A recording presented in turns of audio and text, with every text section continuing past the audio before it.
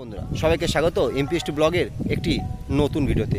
বন্ধুরা, মুক্ত বাতাস বা প্রাণবন্ত বাতাস কারে না পছন্দ।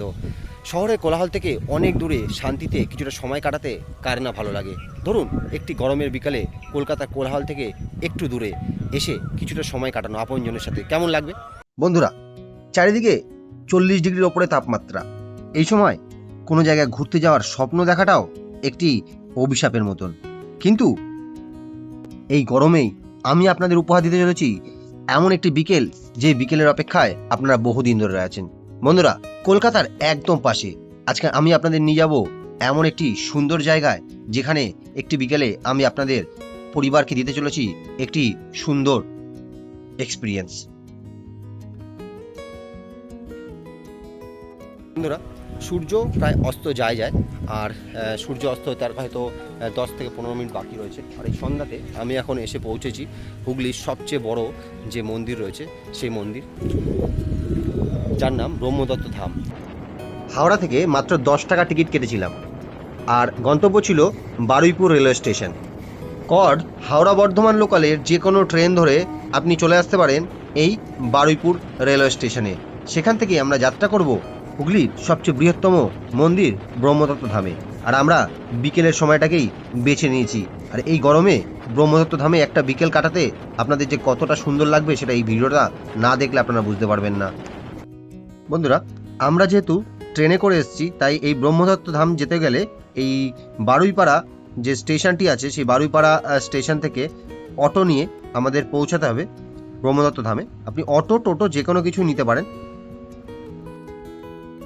বন্ধুরা, এই দেখুন বারুইপাড়া স্টেশনের টিকিট কাউন্টার, তার পাশেই রয়েছে অটো স্ট্যান্ড।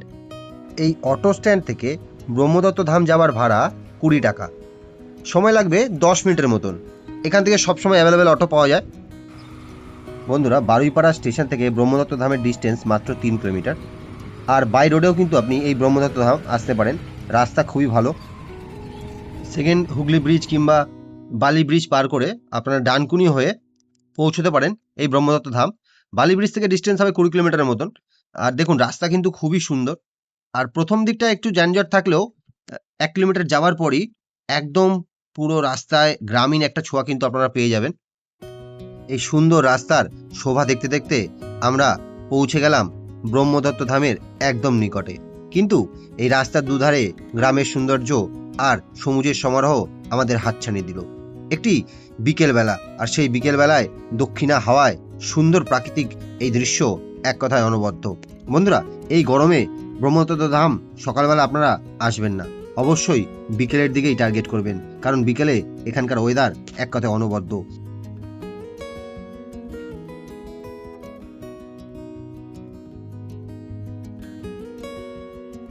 তো বন্ধুরা, অবশেষে আমরা পৌঁছে গেছি ব্রহ্মদত্ত ধাম যে মন্দিরটি রয়েছে সেই মন্দিরে।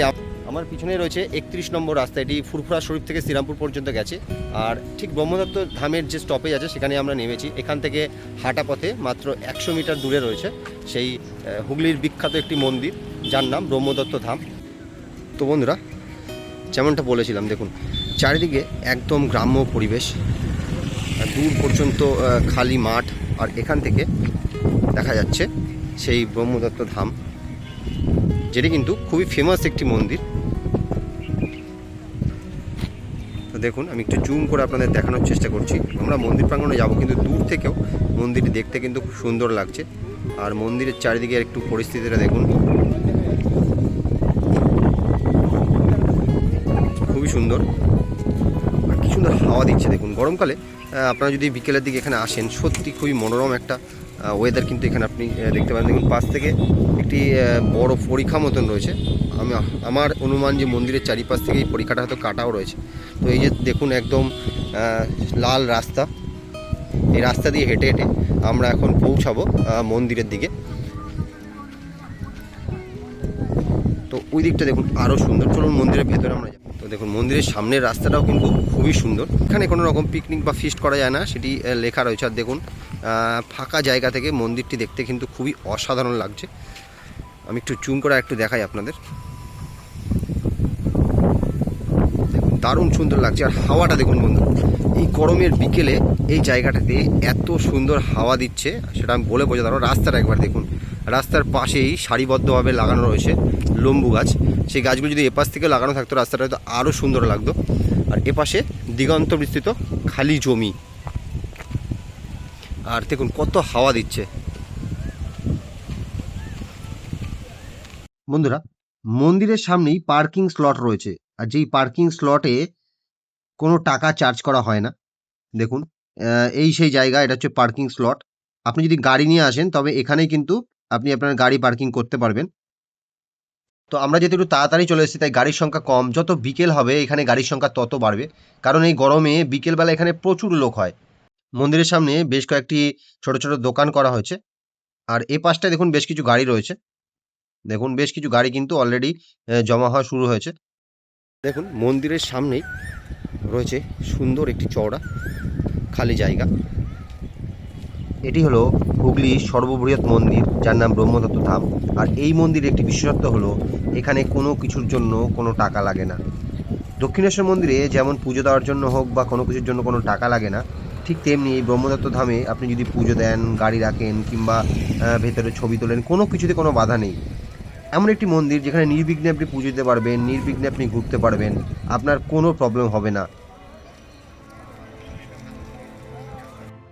মন্দির প্রাঙ্গণের সামনে ফাঁকা মাঠ থাকায় এখানে একটা ফুরফুরে দক্ষিণা হাওয়া আমাদের মনটাকে ঠান্ডা করে দিল। দেখুন সূর্যাস্ত সময় হয়ে গেছে, আর কিছুক্ষণের মধ্যে সূর্যাস্ত হয়ে যাবে। আর মন্দিরটার একবার রাউন্ড ভিউ আমি আপনাদের দেখিয়ে দিই। দেখুন কতটা সুন্দর।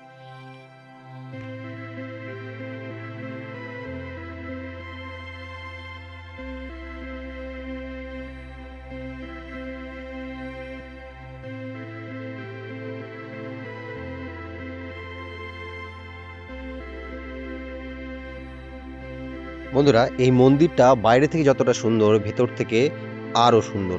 তো চলুন আমি আপনাদের এবার ধীরে ধীরে মন্দিরের ভেতরে নিয়ে যাব। এটাই হচ্ছে মন্দিরের প্রবেশ পথ। প্রবেশের পথেই লেখা আছে জুতো খুলে প্রবেশ করবেন। আপনি মন্দিরের বাইরে যে কোনো জায়গায় আপনার জুতো রাখতে পারেন, কেউ চুরিও করবে না, আর সে জুতো রাখতে কোনো টাকাও লাগবে না। মন্দিরের ঠিক বাইরেই পুজোর ডালা পাওয়া যায়, আপনি আপনার সামর্থ্য মতন পুজোর ডালা ধূপকাঠি নিয়ে কিন্তু মন্দিরের ভেতরে প্রবেশ করতে পারেন। মন্দিরের সামনেই বেশ কিছু সিঁড়ি ভেঙে আপনাকে উঠতে হবে প্রধান মন্দিরে। আর এটি কিন্তু পশ্চিমবঙ্গের একমাত্র মন্দির যেখানে ব্রহ্মার পুজো হয়। মন্দিরের দুপাশে দুটি বিশাল আকৃতির গম্বুজাকৃতি মিনার রয়েছে, যেটি এই মন্দিরের সৌন্দর্য আরও অনেক গুণ বাড়িয়ে দিয়েছে। বন্ধুরা, আমরা পশ্চিমবঙ্গ, উড়িষ্যা সহ ভারতের বিভিন্ন জায়গায় বহু মন্দিরে ঘুরেছি। সেখানে পাণ্ডাদের উৎপাতে মানুষের পুজো দেওয়া দায় হয়ে যায়। বিশেষ করে আমি রিসেন্টলি তারকেশ্বর মন্দিরে গিয়েছিলাম। সেখানে স্টেশন থেকে পাণ্ডারা আমার মাথা খেয়ে নিয়েছিল, কিন্তু এই মন্দিরে এসে আমার মনে অনেক শান্তি লাগলো। একটা বিকালে পুজো দেওয়ার জন্য আমাকে কেউ বিরক্ত করলো না। আমি নিজের মতো আসলাম, পুজো দিলাম এবং ঘুরলাম সমস্ত মন্দির। চলুন এবার ধীরে ধীরে যাওয়া যাক প্রধান বিগ্রহর দিকে। সিঁড়ি ভেঙে আমরা প্রবেশ করলাম মন্দিরের ভেতরে। মন্দিরের ভেতরে একদম মার্বেল দেওয়া ঝাঁ চকচকে একটি পরিবেশ।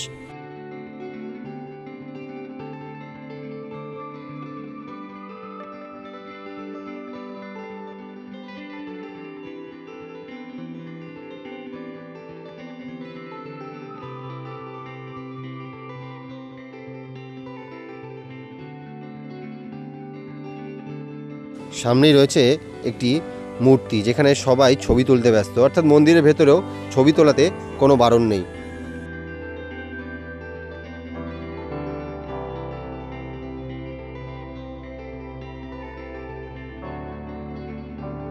দূর থেকেই দৃশ্যমান হচ্ছে মন্দিরের প্রধান বিগ্রহ।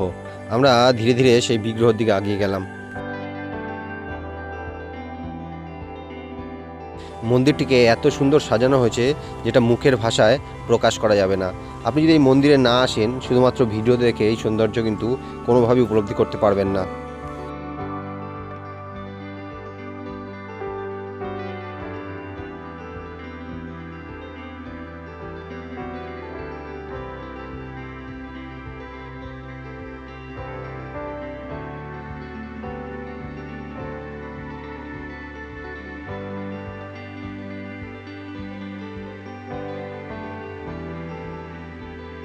দেখুন, এটাই হলো মন্দিরের প্রধান বিগ্রহ।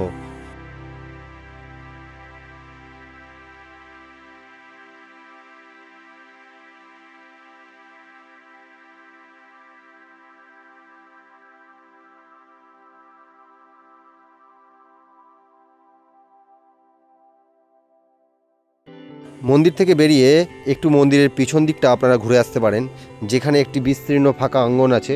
সেই আঙিনা বা অঙ্গনে মানুষজন ছবি তোলে, একটু নিজের আপনজনের সাথে বসে সময় কাটায়। আর এখান থেকে প্রাকৃতিক দৃশ্যটা সত্যি এক কথায় অনবদ্য। তো আমরাও এখানে বেশ কিছুটা সময় কাটিয়ে সন্ধ্যায় এই মন্দির থেকে বাড়ি ফেরার পথে রওনা হলাম। এই ভিডিওটা আপনার কেমন লাগলো সেটা অবশ্যই কমেন্ট বক্সে জানাবেন। যদি ভালো লাগে অবশ্যই লাইক করবেন, আর এই ভিডিওটা যত সংখ্যক মানুষের কাছে পারবেন শেয়ার করবেন। আর সবাই ভালো থাকবেন, সুস্থ থাকবেন। দেখা হচ্ছে পরবর্তী ভিডিওতে।